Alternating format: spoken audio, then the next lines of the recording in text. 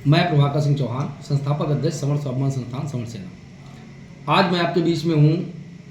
UGC जैसे काले कानून के लिए कुछ आपसे विचार साझा करना चाहता हूँ कि ये जो कानून बनाया गया है ये हमारे बच्चों के लिए, समर समाज के बच्चों के लिए बिल्कुल अंधकारमय है और एक तरफा उनको अपराधी घोषित करने का कानून है और मैं इसकी खिलाफत करता हूँ। प्रभाकर जी, ब्रजभूषण सिंह जी और कीर्तिवर्धन सिंह जी ये यूजीसी पे कुछ नहीं बोल रहे हैं, इसके बारे में आप क्या कहेंगे? देखिए, ब्रजभूषण शरण सिंह जी इस समय सिर्फ नाटक कर रहे हैं। वो इस समय बथुआ को ब्रांड बनाने में लगे हुए हैं। उनका एक लड़का साइन करके आता है यूजीसी बिल पर, एक लड़का विरोध का नाटक करता है और खुद अध्ययन कर रहे हैं। अध्ययन की उम्र में उन्होंने अध्ययन नहीं किया और अब आज अध्ययन कर रहे हैं। और जो दूसरा अपने गोंडा सीट के सांसद कीर्तिवर्धन सिंह का नाम लिया तो वो गूंगी गुड़िया बने हुए हैं। वो अपने पद को बचाने के चक्कर में और अपने सत्ता सुख का स्वाद लेने के चक्कर में कुछ नहीं बोल पा रहे हैं। रही बात हमारे समाज के अन्य नेताओं की, तो एक धनंजय सिंह हैं, वो और अभय सिंह देवरानी जेठानी का खेल खेल रहे हैं, आपस में एक दूसरे पर आरोप प्रत्यारोप कर रहे हैं। दूसरे हमारे जनपद के जो माननीय हैं, चाहे वो ज्ञान तिवारी जी हों, शशांक त्रिवेदी जी हों या पवन सिंह जी एमएलसी साहब हों, ये सब तहरी और खिचड़ी भोज में फंसे पड़े हैं।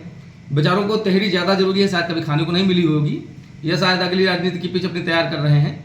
उनको समर समाज के बच्चों से कोई लेना देना नहीं है।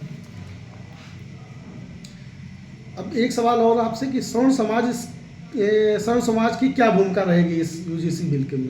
देखिए, भूमिका आप जैसा कि देख रहे होंगे कि आज बड़े स्तर पर विरोध शुरू हो गया है और हर एक समाज, समर समाज में जितने भी लोग आते हैं, चाहे क्षत्रिय हो, ब्राह्मण हो, कायस्थ हो, सभी अपने बच्चों के भविष्य के लिए सचेत हैं और वो सोशल मीडिया से लगा करके मैदान तक की लड़ाई लड़ने के लिए तैयार हैं। और धीरे धीरे ये लड़ाई लंबी होती जाएगी, क्योंकि किन्हीं भी परिस्थितियों में ये बिल स्वीकार नहीं किया जाएगा। मैं आपको एक चीज़ और क्लियर करता चलूँ कि हम भी समानता की बात करते हैं, लेकिन समानता हमें अपने बच्चों के बलिदान पर स्वीकार नहीं है। हम समानता एक कानूनी तौर पर हम स्वीकार करेंगे कि हम किसी का अहित नहीं करना चाहते हैं, किसी का शोषण नहीं करना चाहते हैं, लेकिन इसके लिए हम अपने बच्चों का भविष्य बर्बाद कर दें, ये संभव नहीं है। एक और आखिरी सवाल, ये विपक्ष का इस यूजीसी में क्या रोल है? देखिए, विपक्ष तो नखरीली साली बन गया है कि जीजा जी बड़ी साली को ज़्यादा मानते हैं, तो हम अब जीजा से बात नहीं करेंगे। विपक्ष की भूमिका तो ये है, विपक्ष के ही एक सांसद पड़ोस में हमारे हैं, आनंद भदौरिया जी। इतना दोगलापन मैंने किसी भी नेता में देखा नहीं है कि समाज की बदौलत आज वो सांसद हैं, वरना उनकी हैसियत पंछी जीतने की नहीं है, बने सांसद घूम रहे हैं और आज वो कटाक्ष कर रहे हैं, मुस्कुरा रहे हैं, हंस रहे हैं और उल्टी सीधी बयानबाजी कर रहे हैं। तो मैं उनको एक चीज़ बता दूं कि ये अंतिम आपका है, इसके बाद आप बनेंगे नहीं, क्योंकि जिस तरीके से आपने अपना चरित्र दिखाया है, दोबारा आप किसी पद पर नहीं जाएंगे। साथ ही मैं एक चीज़ आपको और बता दूँ कि इस यूजीसी बिल में मैंने कई चीज़ें देखी हैं कि जो विरोध प्रदर्शन भी हो रहे हैं, तो कैटेगरी वाइज विरोध प्रदर्शन हो रहे हैं।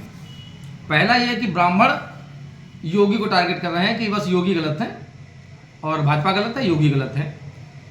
क्षत्रिय योगी को सही बताते हुए मोदी को गलत बता रहे हैं कि उनका विरोध मोदी से है, योगी से नहीं है। देखिए, हमारा संपूर्ण भारतीय जनता पार्टी से विरोध है, जिसने भी केंद्र सरकार से मुख्यतः इसलिए क्योंकि ये नियम केंद्र सरकार का लाया हुआ है।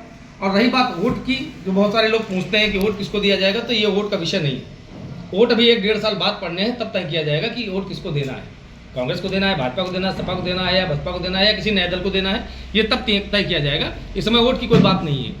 हमारा लक्ष्य इस समय सिर्फ यूजीसी एक्ट को वापस लेना है और उसके लिए हम पूरे तन मन धन से लगे रहेंगे और जिस तरीके की भी क्रांति चाहिए उस तरीके की क्रांति के लिए हम तैयार रहेंगे। बहुत बहुत धन्यवाद।